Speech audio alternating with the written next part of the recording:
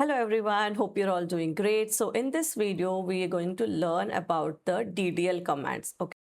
Okay, so let me share my screen and quickly show you what are DDL commands. Okay, so in SQL, we have 5 different type of commands. Okay, one is the data definition language, data manipulation, data query, data control, and transaction control. So these are the 5 different type of commands that we have in SQL. And in this, if you see DCL, so basically DCL is given to only database admins, like your database administrators will be there, right? So they will only be able to grant or revoke the permissions.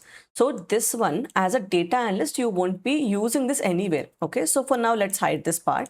And the TCL, transaction control language, commit, rollback, save points at transaction. So this also you will use it very minimum, okay, not like frequently. So this also we can like skip for now, I'll say. Okay, so these are the important ones, out of which these commands you won't be using very frequently. Okay, so now in the yesterday's video, we have discussed what does create do, right? So what does create do? It will help us to create any database, or it will help us to create any table. Okay, so for creating the table and for creating the database, we are using the create statement. So this is done as a part of our DDL. Create is already completed. Today we are going to see what does alter do. Okay, this alter do, if you check the select star from student underscore details. Okay, so these are the columns that we have here. And suddenly tomorrow they wanted to change this table and add 3 other columns. One is the location column. Okay, one is the mother underscore name column. One is the father underscore name column. Okay, so if the management wants to add 3 other columns, location, mother name, and father name, in that case, what you will do, you will like fully drop the table, create the table again with these things, right? So in order to avoid these kind of scenarios, we have the alter command. Okay, so now we are going to see 2 things that we can do with alter. Okay, so how to add one column using alter? So the syntax is very simple. Just write alter table. Table name is student underscore details. Okay. Add, what is the column name that we're going to add? Location. Add location. And after this, you have to give the data type also. Location is varchar. I will give the maximum of 256 for now and give a semicolon. Now, if you see here, the last column we have is hostel underscore resident. Now you're trying to alter the table. The table name is student details. You're going to add the column name called location, which is a varchar 256 data type. So if I run this, now it is executed successfully. Okay, now I'll go and do select star from student details. If you see, the location column has been added. It doesn't have any values because we did not insert any values right now. Okay, we only has created this particular column. So now how to add multiple columns at a time using alter? For that you have to write alter table student underscore details. Okay, in the next line, you will write add. So we said we are going to add father name and mother name. Okay, so first we will add mother name. This also is a varchar 256. After this, just put a comma and in the next line,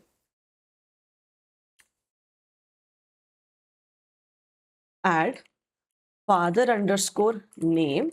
This is also a varchar 256 for now.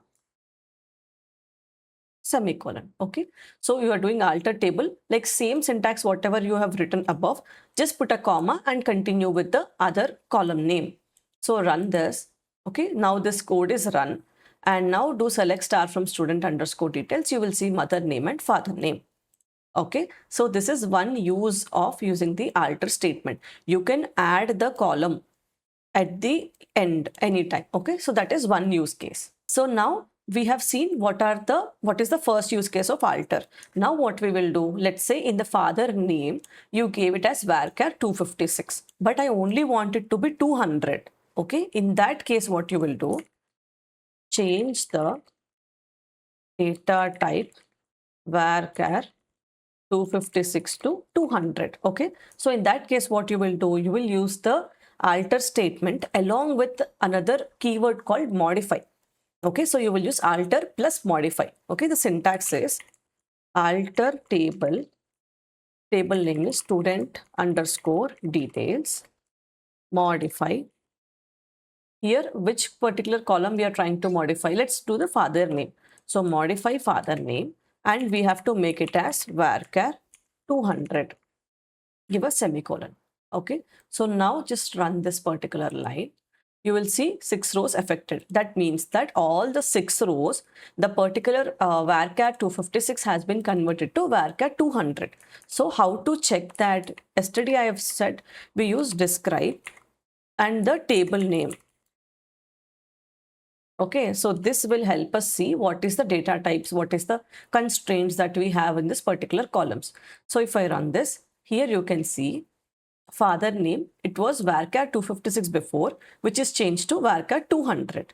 Okay, so now this is the use of your alter plus modify. You can change the data type from 256 to 200, char to this one, int to char, varchar to int, date time, everything you can change. Like basically you can play along with any kind of data types possible.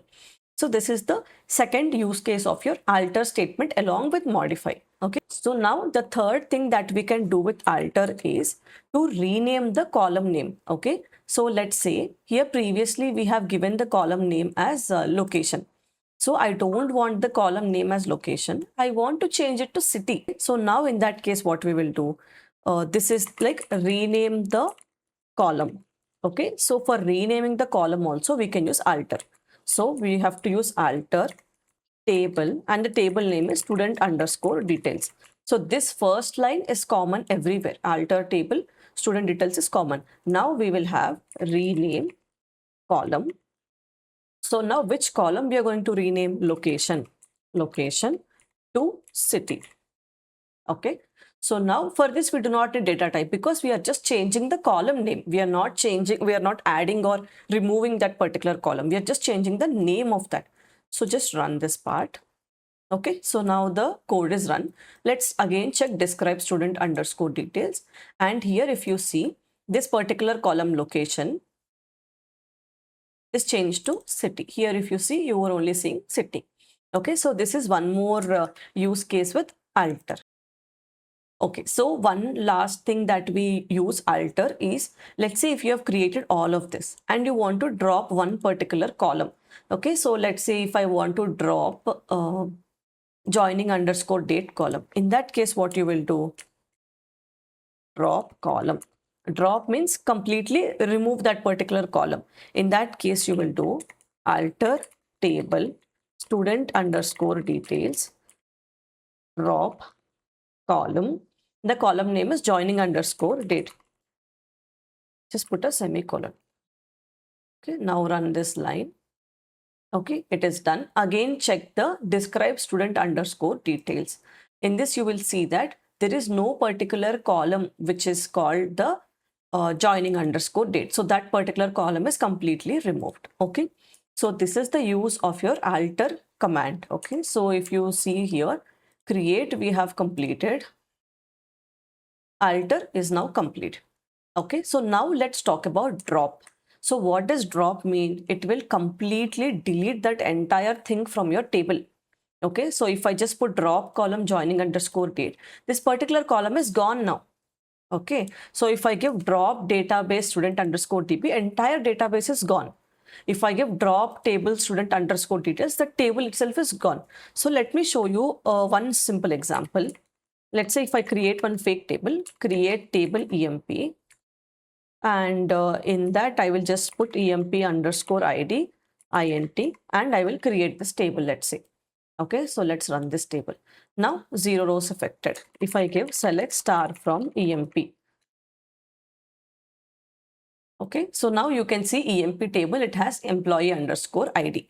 Now what will I do if I just give drop table emp? Okay, so if you see this here, it will say that table is now gone. Okay, so if I again run select star from emp,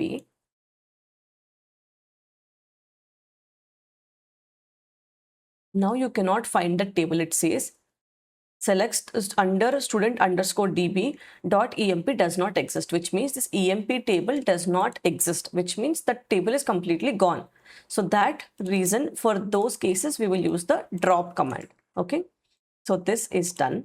Now one important command, okay, which is the truncate. So what is the difference between drop and truncate is the most asked interview question. Okay, so here let's see what will happen if we give truncate. Okay, once again I will create the EMP table, right? And in the EMP table, I will insert some values. Insert into EMP values. Values I will just put 1, and after that 2, 3. I hope we all know how to insert these records, right? So 1, 2, 3, 4. I have inserted. Now I will give select star from EMP. Okay, so you have 1, 2, 3, and 4. Now what I will do, if I click on drop table EMP, please observe what will happen. I gave drop table EMP. If I run select star from EMP, it will say this particular table does not exist, which means it's not at all there in the database. Okay, so now again I will create this table. I will insert the records and I will check the table. Now table is there. Now see what will happen if I give truncate.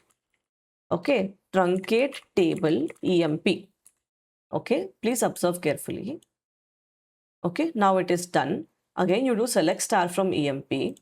If you see, only EMP underscore ID is there. Okay, 1, 2, 3, 4 is gone. That is the difference between drop and truncate. Drop will remove the table. It means it will erase the entire traces of the table. But what truncate will do, it will keep the table structure as it is. Structure of the table means like what columns we have, like employee underscore ID, that it will keep. All the insert records, whatever you have inserted, everything will be gone. Okay, so EMP underscore ID table structure, outer structure remains the same, like the column names, what are the data types, everything remains except the inserted values will be gone. So that is the difference between drop and truncate. So now one important question is that what is the difference between drop and truncate? So you have to answer in this way. Drop will delete the entire table from the database and you cannot restore it back. Truncate will only remove the inserted records out of it, but the table structure would remain same. Okay, so this is the difference between drop and truncate. And if they ask you which one is fastest, you would say drop is fastest when you don't want the table structure to remain. Truncate is faster when you want the table structure to be there, but you don't want any records inside that. Okay, so that is one thing. And they will ask you, can you tell me if without using truncate, how can you make it faster? In that case, what you will do, you will use drop and also use the create statement immediately. So that is also a bit faster. Okay, so that is the important thing here. So yeah, I think we have covered truncate also. Now we have one more thing called as the rename. Rename table name. Okay, so let's say I have the table name as student underscore details. Okay, so the student underscore details, I want to change it to student, that's all. Okay, so this table, I want to change it to this particular table. In that case, what you will do, I will use the rename statement, which is rename table student underscore details to student, that's all. Okay, so if I run this, what will happen? That particular syntax is executed. And if I run select star from student underscore details, what will happen? That particular table should not be existing. So it says student underscore DB, student underscore details does not exist. So if I just give student and if I run, what will happen?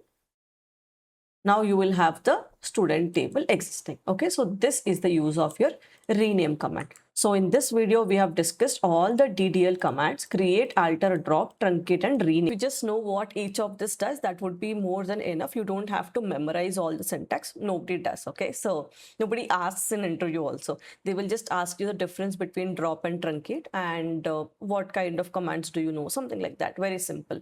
Okay, so yeah, that's it for this video. We have discussed all the DDL commands and see you in the next video. Thank you.